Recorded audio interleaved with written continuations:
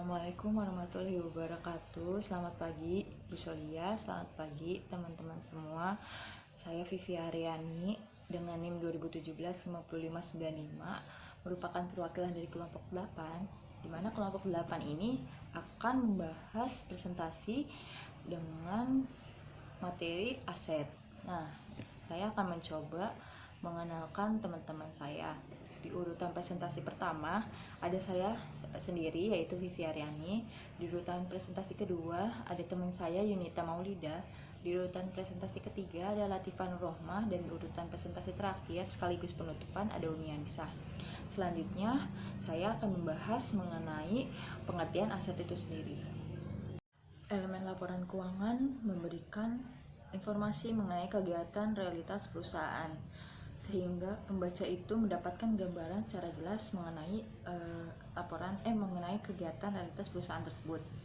Jadi nggak perlu tuh yang namanya pembaca berusaha sendiri untuk mengetahui kegiatan realitas perusahaannya. Aset merupakan salah satu elemen dari neraca yang akan membentuk informasi pada bagian laporan keuangan jika dikaitkan dengan elemen lainnya, yaitu berupa kewajiban dan ekuitas. Sekarang kita masuk ke pengertian aset. Di pengertian aset ini ada dua yang menjelaskan pengertian aset, yaitu FASB dan AASB. Nah, menurut FASB, pengertian aset merupakan manfaat ekonomis masa depan, memungkinkan diperoleh atau dikuasai, dikendalikan oleh suatu entitas akibat transaksi atau kejadian masa lalu. Sedangkan menurut AASB adalah potensial jasa atau manfaat ekonomis masa depan yang dikendalikan dengan pelaporan entitas sebagai hasil dari transaksi atau kejadian masa lalu. Nah, dari pernyataan FASB dan ASB ini cukup representatif atau dapat mewakili, karena aset dinilai berdasarkan manfaat ekonomis, bukan sebagai sumber ekonomis, di mana manfaat ekonomis itu tidak membatasi bentuk atau jenis sumber ekonomis yang dapat dikategorikan sebagai aset.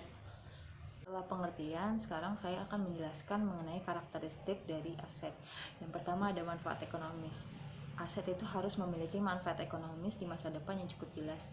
Contohnya itu seperti kas yang memiliki potensi karena memiliki daya beli atau daya tawar.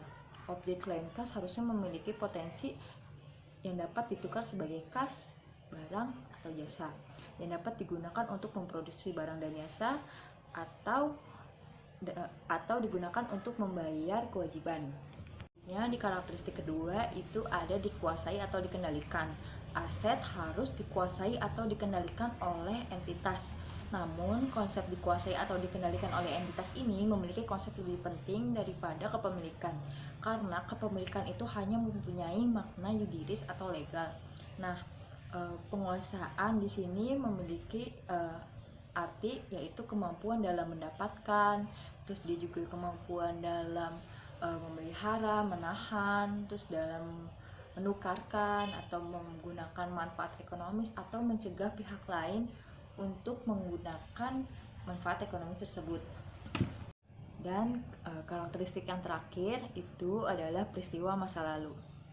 Nah, aset itu timbul dari transaksi atau kejadian masa lalu adalah kriteria dalam memenuhi definisi si aset itu sendiri.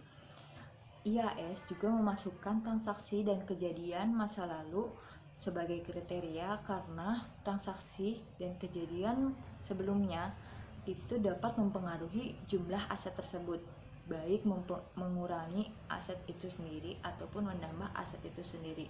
Contohnya sebagai pembayaran tunai pada penjualan sebelumnya, penjualan kredit, ataupun asuransi dibayar di muka.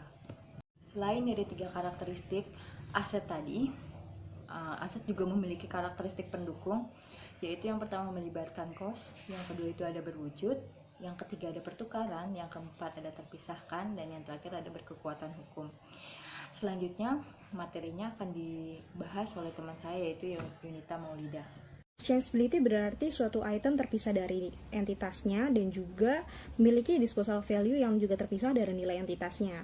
Menurut McNeil, jika suatu barang kehilangan exchangeability, berarti dia juga kehilangan nilai ekonomisnya, di mana pembelian dan penjualan tidak memungkinkan untuk dapat dilakukan, sehingga tidak ada nilai pasar yang dapat melekat pada barang tersebut.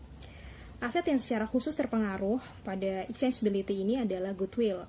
Menurut Chamber, goodwill dipisahkan dan dikecualikan dari aset, karena aset digunakan sebagai subjek evaluasi dan bukan sebagai pengukuran. Selanjutnya kita akan membahas tentang asset recognition, di mana asset recognition ini berkaitan dengan jangkauan dan waktu pengakuan aset yang menjadi penting karena memiliki konsekuensi ekonomis bagi pembuat dan pengguna laporan keuangan. Tentunya ada dua kriteria asset recognition. Yang pertama itu manfaat ekonomis yang dimiliki dalam waktu di masa depan. Artinya itu aset harus dapat digunakan untuk menunjang kegiatan yang ada dalam perusahaan di waktu di masa depan. Lalu yang kedua itu aset harus mampu diukur secara handal. Jadi ada satuan-satuan yang dapat diukur secara ekonomis untuk dapat mengukur aset tersebut. Selanjutnya kita akan membahas tentang asset measurement, di mana asset measurement ini kita memiliki dua metode yang dikenal, yaitu metode historical cost dan metode fair value. Metode historical cost ini berpendapat bahwa penghitungan nilai aset yang benar itu adalah yang dihitung dari saat akuisisi, terus dikurangi dengan akumulasi depresiasi, dan dikurangi dengan impairment atau penurunan nilai.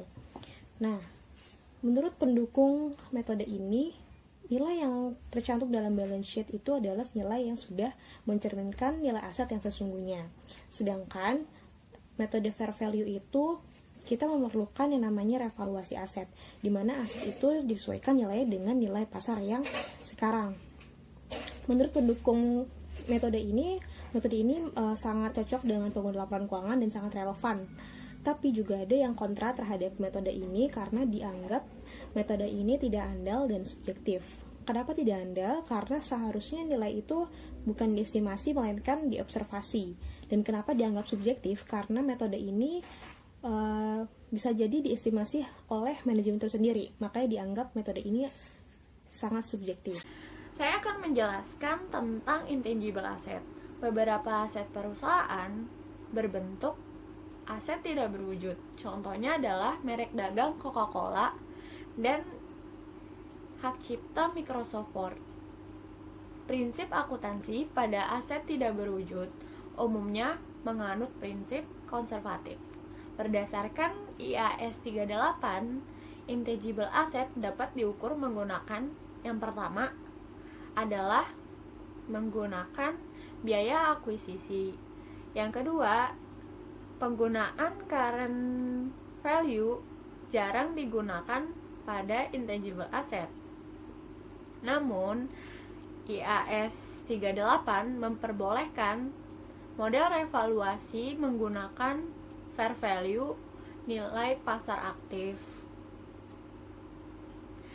Tetapi sifat dasar dari aset tidak berwujud tidak memiliki pasar aktif, sehingga historical cost merupakan suatu yang umum digunakan dalam pengukuran. Selain itu, pada IAS 38 mengatur bahwa intangible yang dihasilkan secara internal tidak dapat diakui. Selanjutnya kita akan membahas financial instrument. Peraturan tentang aset finansial diatur pada IAS 39 yang dominan menggunakan historical cost. Walaupun demikian, historical cost tidak cocok untuk aset finansial. Mengapa? Karena harga aset dapat berfluktuasi sepanjang waktu. Kita akan memberikan contoh. Contohnya adalah derivatif. Financial Accounting Standard Board dan International Accounting Standard Board bersepakat bahwa derivatif diukur menggunakan fair value, bukan dengan menggunakan cost. Di Indonesia terdapat PSAK 55 tentang instrumen keuangan yang mengatur bahwa pengukuran aset dapat disesuaikan secara sesuai tipe aset tersebut. Contohnya adalah loan dan receivable. Loan dan receivable dapat menggunakan metode pengukuran amortized cost. Selanjutnya kita akan membahas tentang challenge for standard setters. Jadi FASB dan IASB bermaksud untuk mengatasi isu terkait proyek konseptual framework. Yang pertama, mempertimbangkan konsep pengukuran, kemudian prinsip dan ketentuan. Selanjutnya, mengevaluasi dan memberikan peringkat metode pengukuran sesuai karakteristik kualitatif dan informasi keuangan. Selanjutnya kita akan membahas model pengukuran. Jadi terdapat teknik valuasi yang dapat digunakan untuk mengestimasi fair value. Yang pertama adalah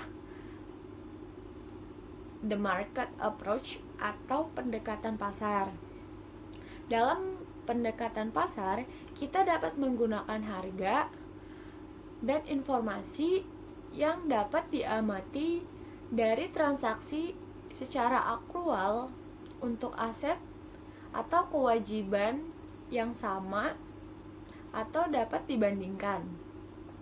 Yang kedua, menggunakan the income approach atau pendekatan pendapatan. Dalam pendekatan pendapatan, mengkonversi nilai di masa depan ke dalam suatu nilai saat ini. Yang terakhir, menggunakan the cost approach atau pendekatan biaya. Pada pendekatan biaya, nilai yang diperlukan saat ini untuk mengganti kapasitas aset. Jadi, apapun metode yang digunakan, Financial Accounting Standard Board menentukan bahwa valuasi harus menyertakan asumsi dan data yang digunakan untuk mengestimasi nilai fair value. Saya akan menjelaskan cara menghitung pengukuran nilai wajar atau fair value. Yang pertama itu penilaian harus menekankan input pasar, asumsi dan data yang digunakan pelaku pasar dalam estimasi nilai wajarnya. Yang kedua itu ada 3 level hierarki untuk input. Level pertama itu harga kuota untuk barang identik di pasar, itu tanpa penyesuaian atau tidak ada penilaian. Nah, level kedua itu harga kuota untuk item serupa atau sama di pasar disesuaikan sesuai perbedaan. Level ketiga estimasi nilai wajar menggunakan berbagai teknik penilaian yang konsisten dengan pendekatan pasar, pendapatan, dan biaya. Selanjutnya itu adalah masalah auditor. Nah, yang pertama itu mengaudit nilai wajar atau fair value itu menimbulkan kesulitan karena membutuhkan penerapan model penilaian dan sering menggunakan pakar penilaian.